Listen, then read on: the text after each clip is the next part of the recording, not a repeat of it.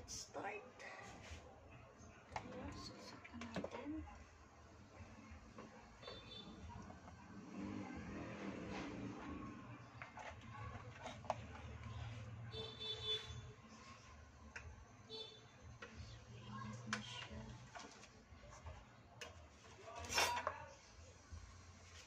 At dahil wala tayong brush, ito munang tissue ang ating or table napkin ang ating ipang papahid dito.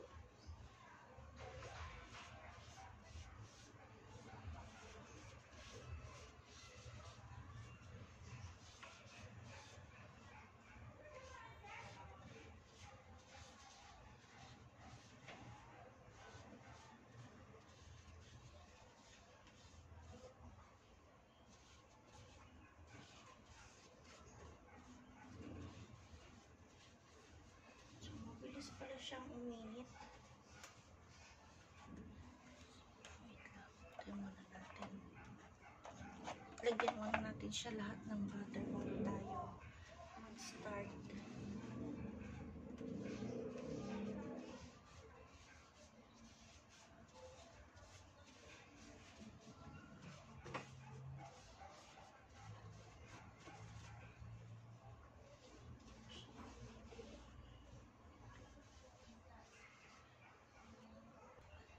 So, ayan, after natin punasan ng oil or butter, ayan, meron tayong butter. Pwede rin naman oil kung wala kayong butter. So, start na natin. Umiinit na siya.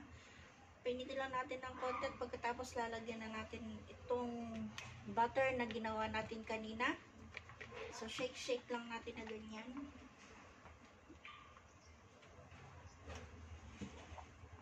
So, nararamdaman ko na siyang umiinit naman.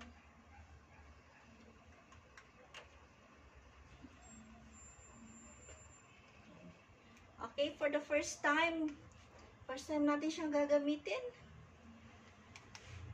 Sige, try na natin. Umiinit na ba? Hindi pa. Parang hindi siya umiinit, hindi siya umiilaw. Wait lang. Okay, let's start. Konting shake.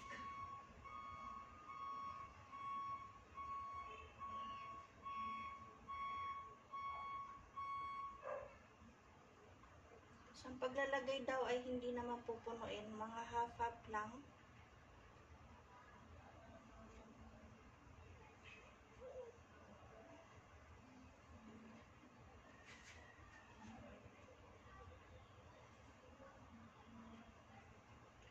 Oops. Okay, wait lang.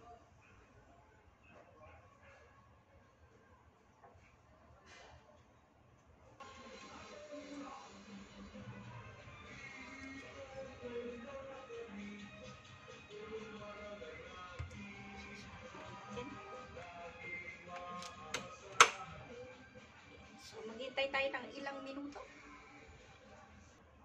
So, real time tayo.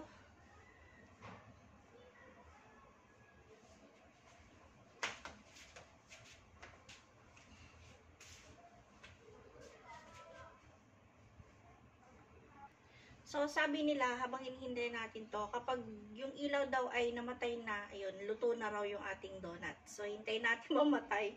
Hindi ko alam kung ilang yan. Pero naamoy ko na yung kanyang, amoy ng butter. So, meron na tayong 2 minutes. At syempre, meron din tayong dito gagawin na pang toppings natin, yung chocolate. Ayan, meron tayo dito. At meron din tayong powder. Tignan natin kung anong mas masarap gawing toppings. At meron na rin tayong naka-ready cream. Gagamitin natin yung ating mango cream. So, ayan na, amoy ko na. Oh, wow, luto na siya. Ang bilis. So, 2 minutes lang siya. Ayan, luto na. So, tignan natin, Ang bilis. Pabalik na rin natin para pantay yung kanyang,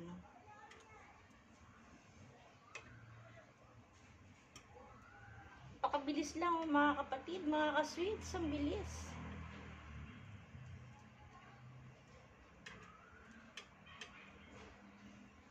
So, bubunutin lang natin siya dito muna. Sa bagay, mamamatay naman siya doon. So, ayan, wait lang. So, ayan, binaliktad natin para pantay yung kanyang kulay. Pero sa tingin ko, okay na ito. Kunin na natin.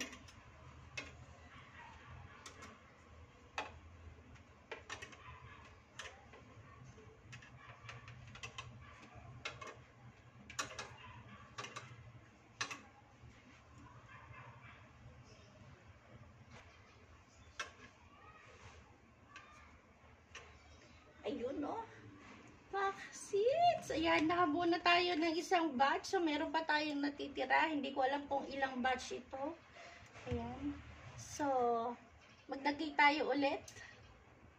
Pero bago yan, dahil hindi ako makapaghintay, gusto ko na siyang tikman muna. Hindi talaga ako makapaghintay, ano. Gusto ko na siyang tikman na excited talaga ako.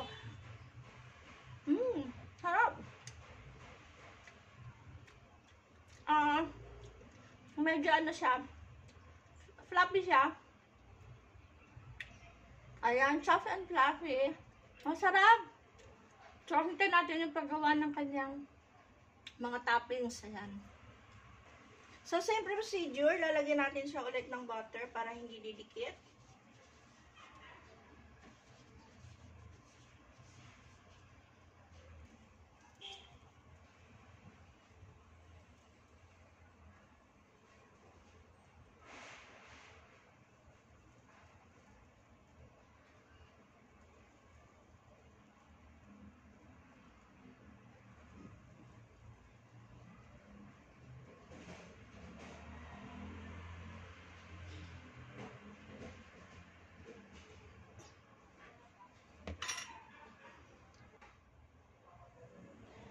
So, ayan, maraming salamat. Hanggang sa maluto ito, abangan naman ninyo ang ating toppings na gagawin dito. Ayan, bye-bye! Maraming salamat! Dito lang guys, Sweets and Journey. Don't forget to like and subscribe. At syempre, kung hindi ka pa nakasubscribe sa aking channel, mag-like and subscribe ka na. At syempre, i-hit mo na rin ang notification bell para lagi kang updated sa aking mga videos na i-upload. Maraming pong salamat! Until next video! Bye-bye!